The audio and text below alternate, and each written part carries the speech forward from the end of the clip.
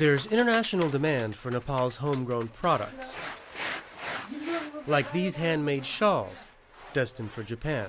This is the finished product. Every has to have the same size.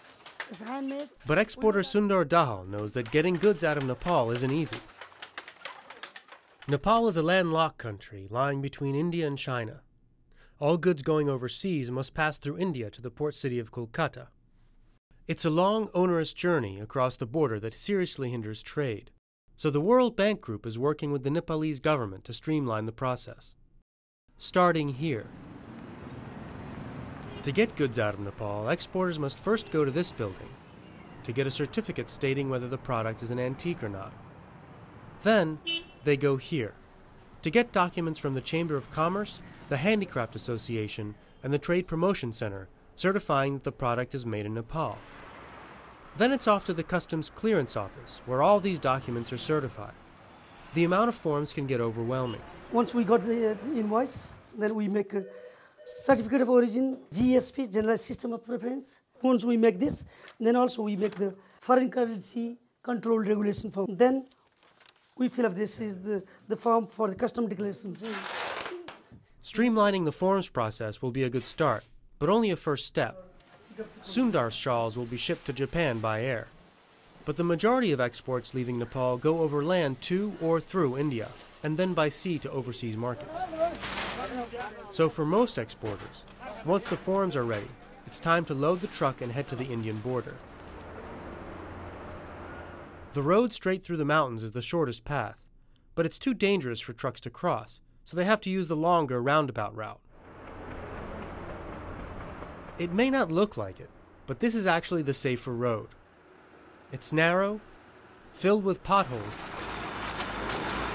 and it's unpaved in sections, making it difficult to navigate. With no shoulder, trucks that break down take up a whole lane waiting for a fix. Pasta पनि खाल्टोले गर्दाखेरि गाडी पल्टिने सम्भावना हुन्छ अस्ति पनि एउटा भुसको गाडी पल्टेछ खाल्टोले गर्दाखेरि र त्यहाँ गाडी चलाउन एकदम गाह्रो हुन्छ चाहिँ 900 देखि काठमाडौँसम्म चाहिँ Santi Lama witnessed the accident from her small truck stop. She's watched drivers struggle to navigate this stretch of road for the last 17 years. हिजो अब लोड गाडी आयो त्यतिकै पल्ट्यो हैन अब ड्राइभरहरुलाई केही चोट भएन यो के भने बाटो राम्रो चाहियो के राजधानीको बाटो भन्छ गाउँ जाने बाटो जस्तो छ हैन Potholes aren't the only hazard to be navigated. Truckers say there are anywhere from 5 to 10 checkpoints along the way. यस्तो के हो यो सामान पनि चेक गर्छन् पैसा पनि चेक गर्छन् अब सामान ठीक भए पैसा चेक गर्दैनन् सामान बढी भए पैसा चेक गर्छन् अब One part of the road is particularly treacherous. With help from the World Bank Group, the government plans to fix this notorious 33-kilometer passage, which not only hinders trade, but claims lives. नानगढबाट Mugling बाटोसम्म अलिकति गाह्रो हो रिक्सी road हो त्यसपछि त्यहाँबाट गएपछि अब उकालो अब धेरै हाइट छ उकालो छ त्यही चढेर जानु पर्यो हामीले Getting to the border town of Bergonj may be the end of the road, but for exporters the travails continue. Trucks are weighed, and sometimes everything has to be offloaded for customs clearance and other border controls. The multiple forms are checked. The process can take anywhere from 4 hours to 4 days. केही यसो problem डकुमेन्ट्सहरुको problem हुन्छ त्यही भएर 3-4 दिन लाग्छ कुर्नु पर्यो अब documents आएपछि पुरा क्लियर भएपछि त्यसपछि भन्सार पास हुनुभयो Each of the 5 major border posts in Nepal uses a different database, causing confusion. They aren't connected to the computer network in India either, so any exchange of information between India and Nepali customs is either done through paper or email.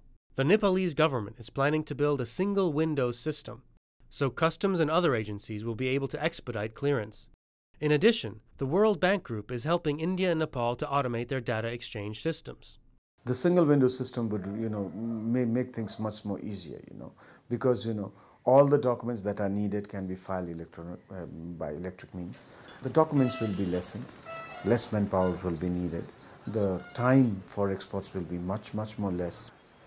There's one last hurdle within Nepal.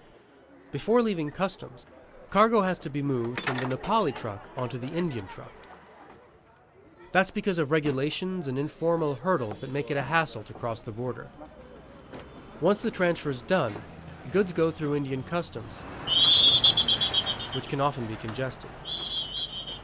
When they finally make it to the port city of Kolkata, they'll be checked again according to the port's procedures.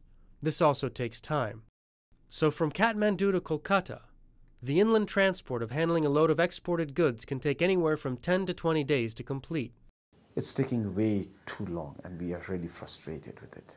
We are really, really frustrated, you know. The realistic turnaround time for export should not be more than maximum 7 days. And it's a two-way street. Businesses importing goods into Nepal face the same challenges, making everyday staples more expensive. To address these challenges, the Indian government is building modern checkpoints on its borders with Nepal and other neighbors. There will be new roads and better infrastructure. Both governments hope the new checkpoints will allow for increased trade throughout the region. Another planned improvement, creating accredited labs within Nepal. Today, food products like tea or coffee must be sent to India or China for testing because Nepal doesn't have an internationally accredited food lab. This one in Kathmandu is only accredited for goods within Nepal. Waiting for the international certificate can take up to 3 weeks. If we have that sort of lab in Nepal, definitely it would boost Nepalese export to India as well as third country, and we will reduce massive cost. From excessive documentation to horrific road conditions to lack of a centralized computer system and cumbersome procedures that prevent unhindered passage across borders, trading goods between Nepal and other countries is a bad business. But with a multi-pronged approach, this South Asian country has a lot to offer, not only to its neighbor India, but to the world at large.